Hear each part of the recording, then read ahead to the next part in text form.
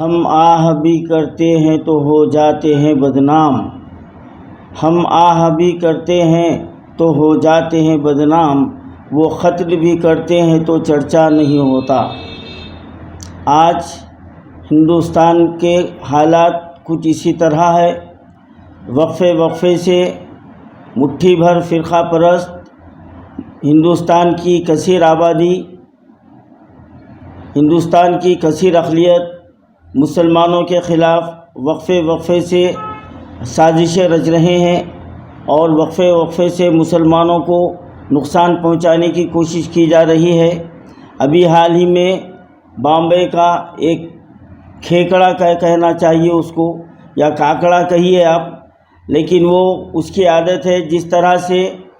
بارش میں مینڈک ٹرراتا ہے، یہ بھی وقفے وقفے سے ٹرراتا ہے، لیکن اس کا کام صرف بیٹھی جگہ ٹررانا ہے، یہ عملی طور پر کچھ نہیں کر سکتا۔ اس نے اذان کے خلاف ایک تحریک شروع کی ہے اور مٹھی بھر سر پھروں کو مساجد کے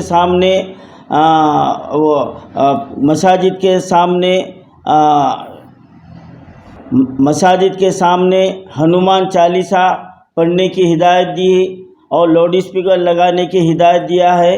اور یہ نہ صرف مہاراشٹر میں شروع ہو چکا ہے، بلکہ اس کا اثر کرناٹک میں بھی ہو رہا ہے، اور کرناٹک میں یہاں تک اقدام کیا گیا ہے کہ حلال گوشت کو بھی بین کر دینے کی کوشش کی جا رہی ہے۔ خیر، یہ تو ہمارے کھلے دشمن ہیں، ان سے دشمن سے یہی توقع رکھی جا سکتی ہے، لیکن ان دشمنوں کو یہ سمجھ لینا چاہیے کہ تم جو قدم اٹھا رہے ہو، یہ قدم تمہارے لیے ہی بہت بھاری پڑنے والا ہے، اور اس کا اثر مسلمانوں پر تو مختصر پڑے گا، لیکن تمہاری زندگی میں اور ہندوستان کی معیشت میں وہ انقلاب لائے گا کہ تم سوچ بھی نہیں سکتے۔ اور آج تم پٹرول 107 روپے لیٹر خرید رہے ہو، اور وہ دن دور نہیں ہے کہ 300 روپے لیٹر بھی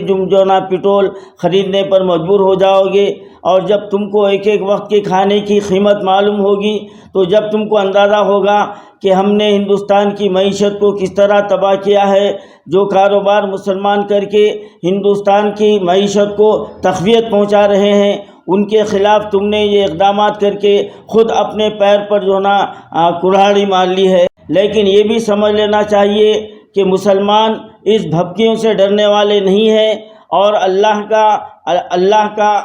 کی تکبیر ہمیشہ ساری دنیا میں آسمان تک گونجتی ہے اور تا قیامت تک گونجتے رہے گی۔ کوئی ماں نے ایسے بیٹے کو پیدا نہیں کیا جو اس تکبیر کی آواز کو روک سکے۔ روکنے والا خود فنا ہو گیا ہے، یہ تاریخ شاہد ہے۔ تو مٹھی بھر جنونیوں کی کیا حیثیت ہے؟ اکثریت تو یہی چاہتی ہے کہ وہ امن و آشتی سے رہے، بھائی چارگی سے رہے، لیکن یہ سیاسی روٹی سیکنے والے اپنے آپ کو کچھ حاصل کرنے کے لیے یہ وقفے سے ہندو مسلمان میں تفرقہ ڈالنے کی کوشش کر رہے ہیں۔ یہ تو خیر ان کا وتیرہ ہے، لیکن افسوس تو اس بات کا ہے کہ جو ہم میں نام نہاد مسلمان ہیں اور جو اپنے آپ کو رہنما کہتے ہیں، اور وہ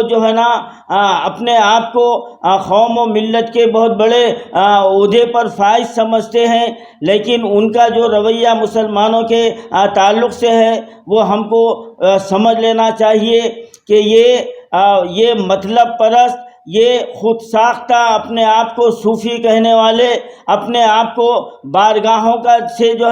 تعلق بتانے والے، آج ان کو یہ فرقہ پرستی نظر نہیں آ رہی ہے، ان کو مسلمانوں میں فرقہ پرستی نظر آئی، جس کی وجہ سے ہندوستان کے وزیر داخلہ کے پاس انہوں نے شکایت کی کہ مسلمانوں میں ایک طبقہ فرقہ پرست ہے۔ وہ نادانوں، وہ ایمان فروشوں، میں تم سے پوچھنا چاہ رہا ہوں، کیا مساجد کے اذان کے آواز کو روکنا، کیا یہ تم کو فرقہ پرستی نظر نہیں آ رہی ہے؟ کیا یہ حلال گوشت کو بند کر دینا، کیا یہ تم کو فرقہ پرستی نظر نہیں آ رہی ہے؟ کیا 100 200 مل کر ایک نہتے مسلمان کو قتل کرنا، کیا تم کو یہ فرقہ پرستی نظر نہیں آ رہی ہے؟ کیا تمہارا ضمیر اتنا مر چکا ہے؟ ایمان نام تو کوئی چیز ہے ہی نہیں تمہارے پاس، لیکن بحیثیت انسان ہونے کے انسانی لبادہ اوڑھ کے جو پھر رہے ہو، کیا تمہارا ضمیر یہ مر چکا ہے کہ تم کو یہ تعصبیت نظر نہیں آ رہی ہے؟ مسلمانوں کی معیشت کو ختم کیا گیا، کیا یہ تم کو فرقہ پرستی نظر نہیں آ رہی ہے؟ آج چمڑے کے کاروبار کو بند کر دیا گیا، کیا تم کو یہ فرقہ پرستی نظر نہیں آ رہی ہے؟ اور مسلمانوں کی معیشت کو تباہ و برباد کیا جا رہا ہے، اب تو اللہ کے گھروں میں گھس رہی ہے۔ کیا تمہاری زبانوں کو تمہارا ضمیر اتنا مر چکا ہے کہ ان فرقہ پرستوں کے خلاف تمہاری زبان کیوں نہیں اٹھتی؟ آج تم RSS